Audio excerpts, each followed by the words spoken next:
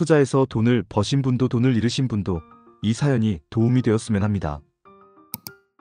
바이오 주식 손실로 낸 시장의 수업료. 최근 주식시장에서의 나의 경험을 솔직하게 털어놓으려 합니다. 반성의 의미로 이 글을 올리니 다들 참고해 주셨으면 좋겠어요. 최근 줄기세포 관련 주식들이 폭발적인 상승세를 보이고 있습니다. 특히 산성 PNC와 조화제약은 무려 20배의 상승률을 기록했죠. 마크로젠, 선진, 부광약품 등도 상한가를 연달아 치며 투자자들의 관심을 한몸에 받았습니다. 그중 산성 PNC의 PER는 무려 400에 달하고 조화제약은 200에 이르렀습니다.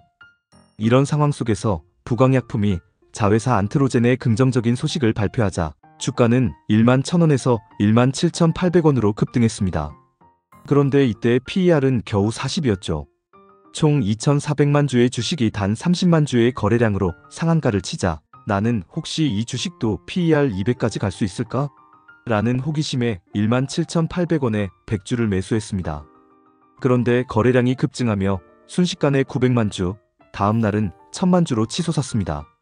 하지만 그 상승세는 오래가지 않았고 이틀 후 14,500원에 전량 매도하게 되었습니다. 주식 가격이 오르내릴 때마다 내 마음은 불안으로 가득 차 있었습니다. 이걸 팔아야 할까? 아니면 더 올라갈까? 에 대한 고민이 머릿속을 떠나지 않았죠. 불안한 마음에 친구에게 전화를 걸었습니다. 너 부광약품 주식 어떻게 생각해? 더 올라갈 것 같아? 친구는 지금은 조심하는 게 좋을 것 같아라고 조언했지만 내 마음은 여전히 흔들렸습니다.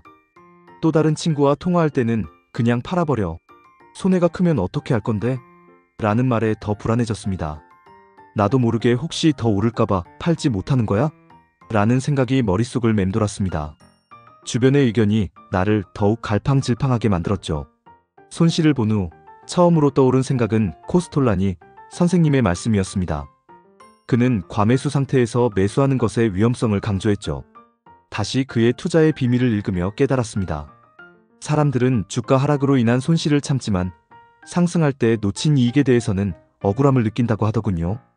이제야 시장의 심리를 깊이 이해하게 되었습니다. 3천만 원의 손실이 나에게는 값진 수업료가 되었죠. 수많은 가치 투자의 선배들이 전해준 지혜를 잊고 대박주의 유혹에 흔들린 나 자신을 반성합니다. 돈이 급하지 않았고 가치 투자의 원칙을 지켰다면 수익률이 나쁘지 않았을 텐데 욕심이 나를 망쳤습니다. 소심파 투자자는 부와 뇌동파 투자자를 이용해 돈을 번다는 사실을 다시금 되새기며 새해에는 원칙을 지키는 투자자가 되기로 다짐합니다. 난 똑똑한데 주식에는 왜 실패하는가? 투자의 세계에서는 누구나 성공할 수 있지만 그 성공을 가로막는 장애물들이 있습니다. 이 글에서 이야기하는 나는 바로 통계, 경영, 경제학 박사, 의사, 변호사, 공대 박사 등 지식의 정점에 서 있는 엘리트들입니다. 그들은 뛰어난 능력을 가지고 있지만 그 자만심이 투자에서의 실패를 초래하는 경우가 많습니다. 무엇보다 자만심. 이들은 차트를 분석해 투자했지만 막상 실패를 경험하게 됩니다. 그럼에도 불구하고 다른 사람의 의견을 받아들이기에는 자존심이 허락하지 않는 상황에 처하게 됩니다. 학벌이 낮거나 점수가 뒤처졌던 이들이 쓴 책이나 견해를 인정하기 어려운 것은 그들이 만든 좁은 세계에서 벗어나지 못하기 때문입니다. 나도 틀릴 수 있다는 사실을 인정하고 열린 마음으로 다양한 시각을 받아들여야 함을 깨달아야 합니다. 숫자에 대한 맹신. 또한 머리가 좋은 사람들은 수학과 과학을 잘 다루며 복잡한 공식을 만들어 재무제표와 기술적 분석을 수행합니다. 그런데 공식에 맞지 않는 상황이 발생하면 스스로의 잘못을 인정하기보다는 시장이 이상하다고 주장합니다. 질적인 분석은 공식으로 체계화하기 어려운 만큼 그들은 이를 무시합니다. 통계학을 모르면 머리가 나쁘다는 고정관념이 이러한 상황을 더욱 악화시킵니다. 가설을 세우고 통계로 검증하는 것에 익숙한 이들은 투자의 비논리성을 인정하기 전까지 어려움을 겪을 수밖에 없습니다. 통찰력 부족. 지식이 풍부한 사람들은 분석적인 사고를 하곤 하지만 미래는 조각조각 나누어 분석하기 힘든 복잡한 구조를 지니고 있습니다. 그들은 세부적인 분석에 지나치게 몰두한 나머지 큰 그림을 놓치고 숲속의 나무만 바라보게 됩니다. 각종 매체에서 조각적인 비판을 하며 자기 입장을 고수하는 것도 자존심의 일종입니다. 진정으로 투자에 대한 본질을 깨닫게 된다면 직관과 통찰력을 키우기 위한 노력이 필요합니다. 저는 초보 투자자이지만 주변 지인들에게 투자를 권장하고 좋은 책을 추천하기도 합니다. 그러나 놀라운 것은 많은 사람들이 여전히 투자의 본질을 모르고 있다는 점입니다. 아는 것이 많음에도 불구하고 행동하지 못하는 경우도 많고, 겸손한 자세로 우수한 자료를 읽고 고수들의 의견을 경청하며 배운 것을 실천한다면 그들의 뛰어난 능력을 투자에서도 발휘할 수 있을 것이라 믿습니다. 가치 투자자에게 손절은 없다. 주식 투자에 대한 꿈을 안고 중학생 시절부터 시작한 나는 워렌 버핏의 저서와 기초 서적 몇 권을 읽으며 투자에 대한 기본기를 다지기 시작했다. 2006년 4월 나는 현대제철이 한국 최고의 가치주라고 판단하고 사상 최대가인 45,000원의 몰빵 매입을 감행했다. 주변의 조언은 귀담아 듣지 않고 내 확신만을 믿었다. 하지만 그 선택이 나를 어디로 이끌지 모른 채 내면의 불안은 점점 커져갔다. 처음 매입한 후 2에서 3일 만에 주가는 39,000원으로 떨어졌다. 그 순간 마음속 깊은 곳에서 불안이 파도처럼 밀려왔다. 내가 틀렸나?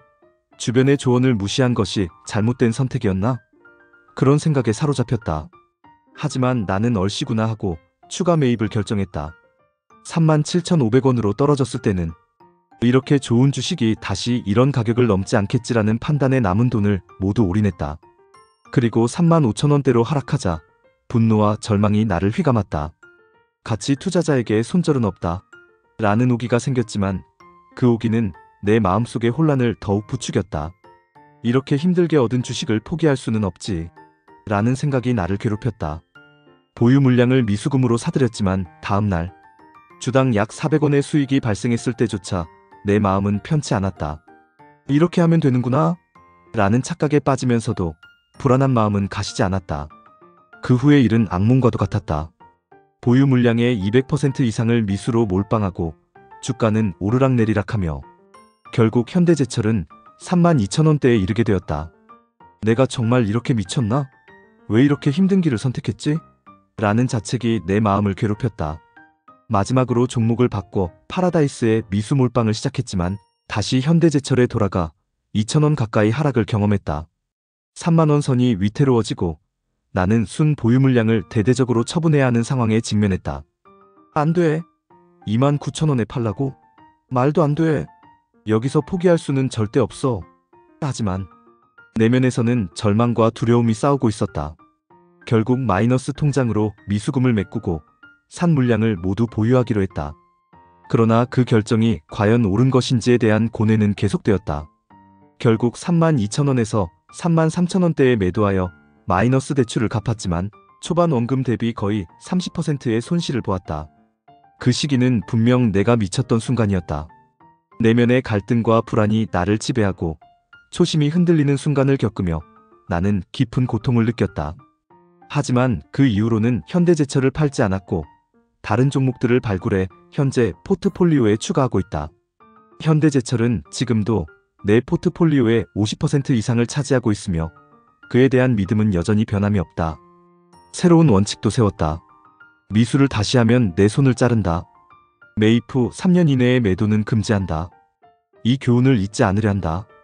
이제는 더 이상 내면의 혼란에 휘둘리지 않고 확고한 신념으로 투자에 임할 것이다.